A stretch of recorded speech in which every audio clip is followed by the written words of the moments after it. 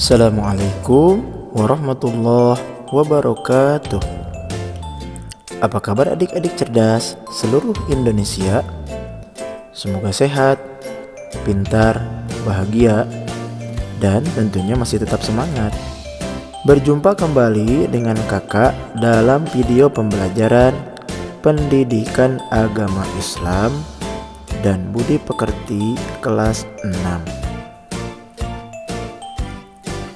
Sebelum kita lanjut belajar, marilah kita berdoa terlebih dahulu supaya kita mendapatkan ilmu yang bermanfaat. Amin. Bismillahirrahmanirrahim. Rabbi zidni ilma warzuqni fahma wa qalban khashi'a wa amalan mutaqabbala. Amin ya Allah ya Rabbal Alamin. Baiklah adik-adik hebat, pada video kali ini kita akan belajar pelajaran 1 dengan tema Mari Belajar Al-Quran Surat Al-Kafirun. Subbab keempat yang akan kita bahas adalah arti dan makna surat Al-Kafirun. Tujuan pembelajaran yang harus kita capai adalah 1. Kita bisa mengetahui dan memahami makna Quran Surat Al-Kafirun dengan baik dan benar. 2. Kita bisa mengaplikasikan atau mengamalkan makna Quran Surat Al-Kafirun dalam kehidupan sehari-hari dengan baik dan benar. Baiklah adik-adik, sebelum kita melanjutkan pembelajaran kita, supaya channel ini terus memberikan kemanfaatan bagi kalian yang baru bergabung dengan channel ini, jangan lupa untuk klik subscribe, tombol notifikasinya dihidupkan, like dan share ke teman-temannya ya. Al-Kafirun berarti orang-orang kafir. Sebab turunnya surat Al-Kafirun adalah karena orang-orang kafir Quraisy meminta kepada Nabi Muhammad SAW agar menyembah Tuhan mereka, dan mereka pun bersedia menyembah Tuhan yang disembah Nabi Muhammad SAW secara bergiliran. Secara garis besar, surat Al-Kafirun berisi tentang perintah Allah kepada Nabi Muhammad SAW agar menyatakan kepada orang-orang kafir bahwa Nabi Muhammad SAW dan umat Islam tidak akan menyembah apa yang orang kafir sembah, dan orang kafir pun tidak akan menyembah apa yang Nabi Muhammad SAW dan umat Islam sembah. Secara terperinci, marilah kita artikan surat Al-Kafirun ayat demi ayat berikut ini. Bismillahirrahmanirrahim. Ayat pertama berbunyi, Qul ya ayyuhal kafirun. Katakanlah Muhammad, wahai orang-orang kafir.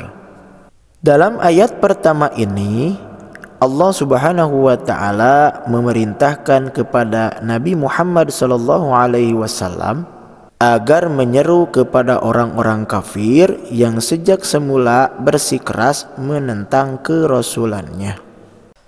Ayat kedua dan ketiga berbunyi, La a'budu ma ta'budun wa la antum 'abiduna ma a'bud.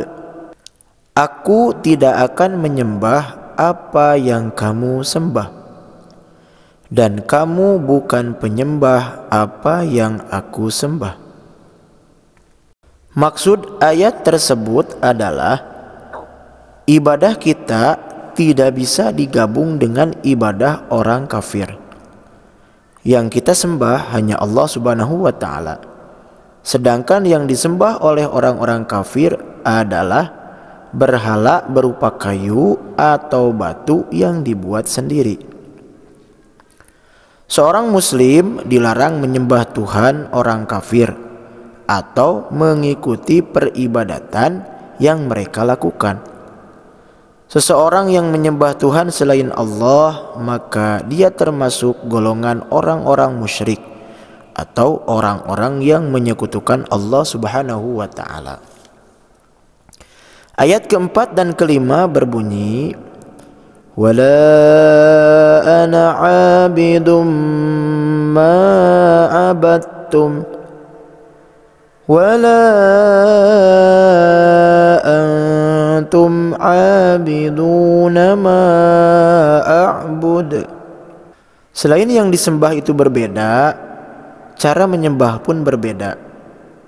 Orang kafir atau orang-orang yang tidak percaya kepada Allah dan Rasul-Nya menyembah berhala. Sedangkan kita menyembah Allah. Kita menyembah Allah dengan cara melakukan sholat sesuai dengan syarat dan rukun yang telah ditentukan. Sedangkan cara orang-orang kafir menyembah berhala berdasarkan hawa nafsu mereka. Oleh sebab itu, ibadah umat Islam dengan orang kafir tidak bisa disatukan. Ayat ke-6 berbunyi, lakum dinukum waliyadin. Untukmu agamamu dan untukku agamaku. Ayat ke-6 ini mempersilahkan setiap orang menganut agama yang mereka yakini. Inilah yang disebut dengan toleransi, yakni saling menghargai antara penganut agama yang satu dengan agama yang lain. Namun apabila mereka telah mengetahui tentang ajaran agama yang benar dan mereka menolaknya, kelak di akhirat mereka akan mempertanggungjawabkan pilihannya di hadapan Allah Subhanahu wa ta'ala. Seseorang yang menyembah selain Allah, dosanya tidak akan diampuni. Dia akan selama-lamanya dalam neraka. Na'udzubillahi min dzalik. Nah, sekarang bagaimana cara kita menerapkan makna surah Al-Kafirun dalam kehidupan sehari-hari? Pernahkah kamu diajak temanmu yang berbeda agama untuk beribadah dengannya? Menghadapi ajakan seperti itu, kamu sebagai muslim tidak boleh mengikutinya. Kamu harus berani mengatakan kepada temanmu bahwa kamu seorang muslim. Seorang muslim tidak boleh menyembah kepada selain Allah. Begitu pula denganmu tidak boleh memaksa orang lain untuk mengikuti agamamu. Berteman dengan orang lain yang berbeda agama tidak dilarang dalam Islam. Justru sebagai muslim kita harus menunjukkan sikap yang baik terhadap temanmu yang berbeda agama. Tunjukkanlah sikap yang sopan dan baik. Jika azan berkumandang, sholatlah di musola atau masjid terdekat. Nah adik-adik, itulah makna Quran Surah Al-Kafirun dan cara kita menerapkan makna Quran Surah Al-Kafirun dalam kehidupan sehari-hari. Jangan lupa untuk selalu mengamalkannya setiap saat ya. Alhamdulillah, pembelajaran kita sudah selesai. Terima kasih sudah menyimak. Mohon maaf apabila ada kesalahan dalam penyampaiannya ya. Semoga bermanfaat. Sampai jumpa dalam video pembelajaran berikutnya. Terima kasih. Wassalamualaikum warahmatullahi wabarakatuh.